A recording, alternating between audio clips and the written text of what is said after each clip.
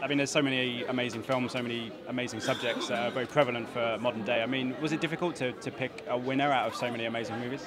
No, it's always tricky, actually, because what I try to do is sort of analyze. I'm too analytical. I try to analyze why I like something. I don't necessarily want to go for the bit that I think, oh my God, it's great. I always question, is it because of what I'm used to seeing? And so it was nice to have a jury to kind of bounce off. And what we all agreed, we all kind of came to the same conclusion about this film, the fact that it was really bold, the one that won, really bold, really kind of daring, and more importantly, I think it was touching.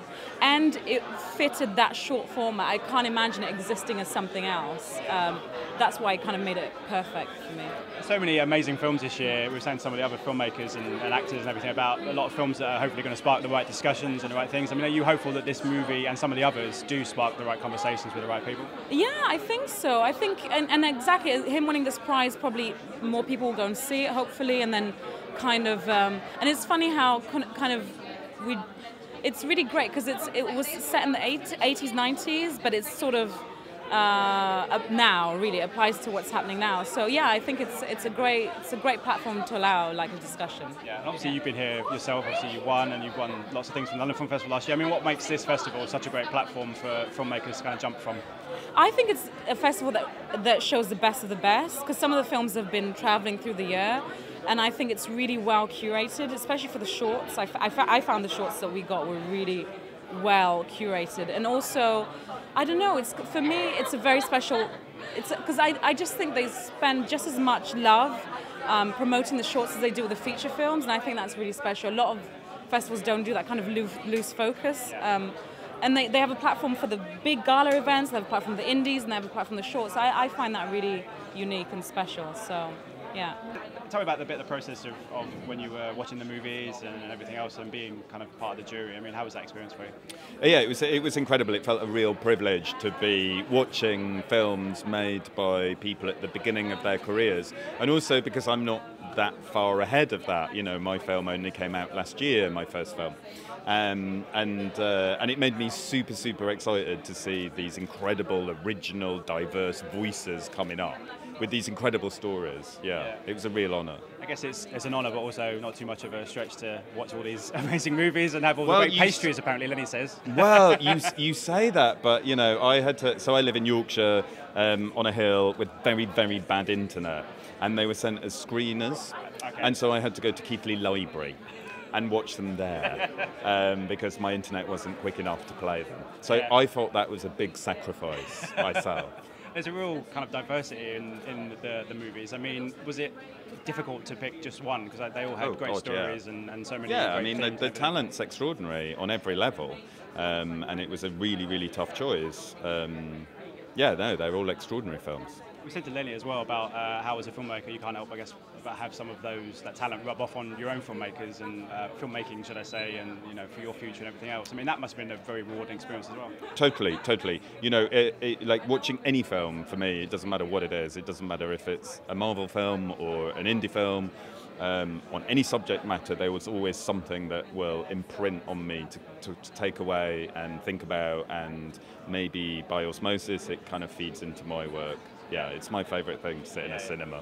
Just finally on the winner itself, I mean, what was that particular experience like, and what was it about that film that made it worthy of winner? Because I guess they would have all been winners quite easily. Right, totally. For me, I think that it's, first of all, an extraordinary piece of filmmaking. It's very confident. It felt incredibly truthful and heartfelt, and phenomenal performances.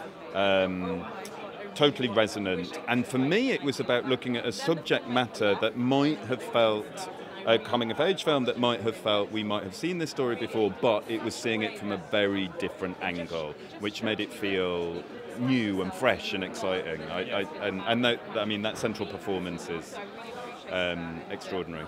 And for you as a filmmaker, I mean, have you settled on your next project yet, or are you still burning the candles, as they say? Yes. No, I'm going into prep on the next one, so it's imminent.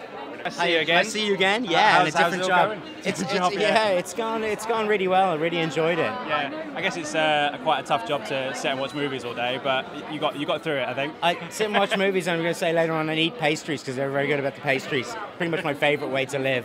No, I really enjoyed it, and really good films. You know, really unusual selection, like quite an eclectic bunch. So we had to talk. You know, you're not comparing like with like, but actually the jury experience was great. We all kind of eventually settled on the same couple of films that we were most affected by, and overall very positive experience. Yeah, we spoke to a lot of filmmakers and cast throughout the festival about how there's so many films this year that are hopefully going to spark debates and conversations about the right things. I mean, when you were looking at the movies, did you see that in some of these films? Yeah, some of them absolutely. They were all interesting in their own ways, but the winning film, Joy, particularly, just not only, I mean, it's not just that it's also an amazing film. It's a brilliant piece of filmmaking. It's beautiful to watch, but it does talk about something that's very important as well.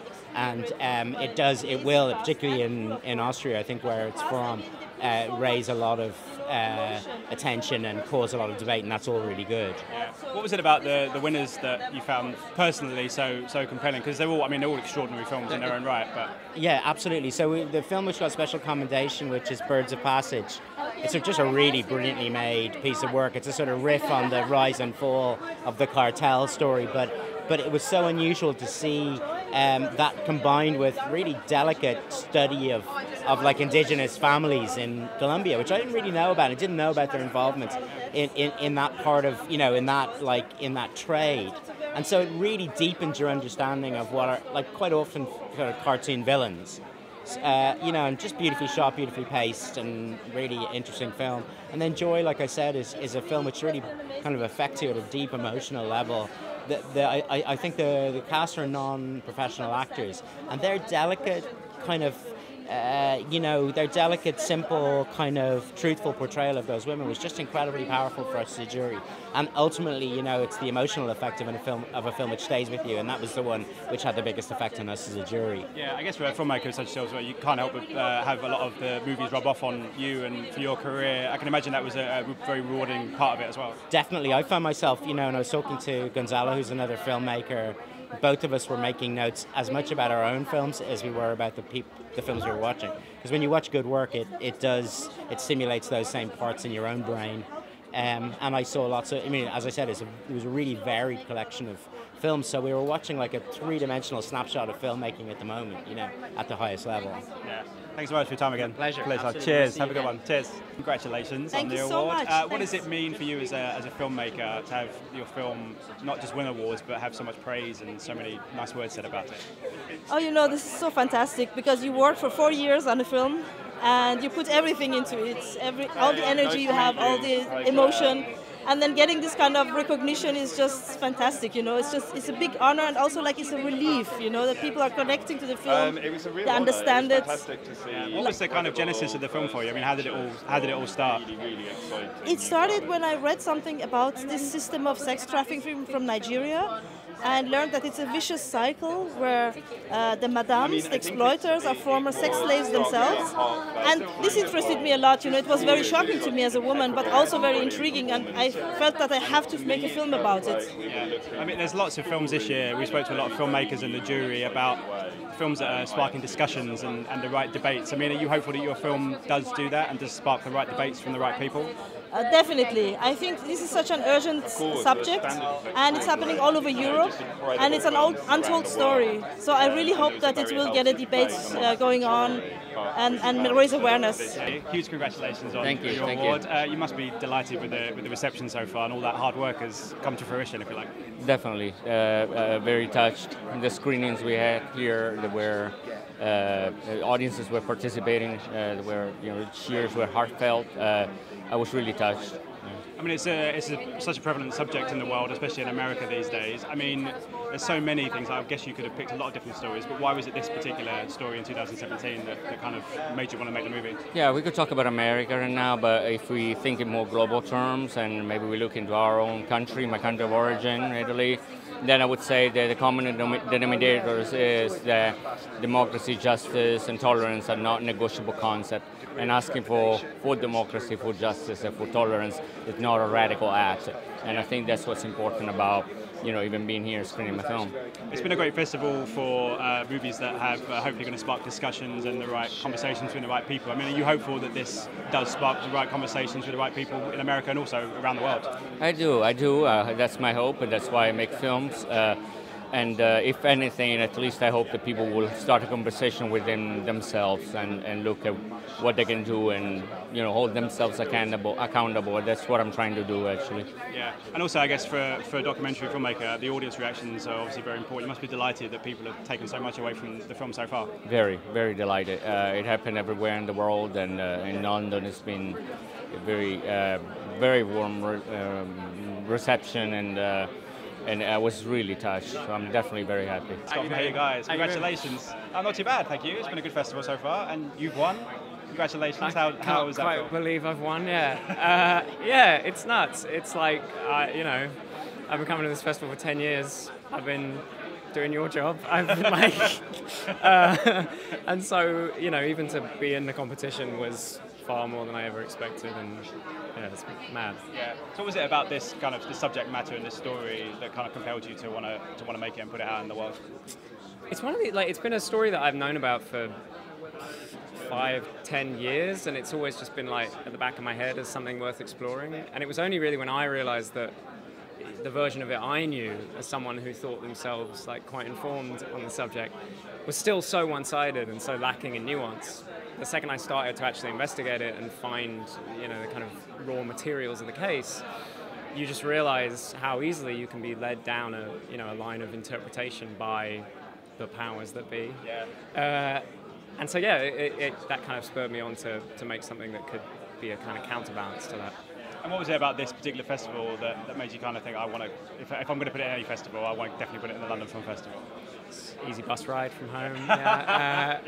No, I mean, it's a very British story, and London specific. You know, the court where all of this actually happened is about a 20-minute walk from here, and so yeah, I think it inevitably has the most resonance it's ever going to have proximate to that. Yeah, and we're in a strange world these days, but your story is very prevalent today. I mean, are you hopeful that it sparks kind of the right debates in the right places when people see the film?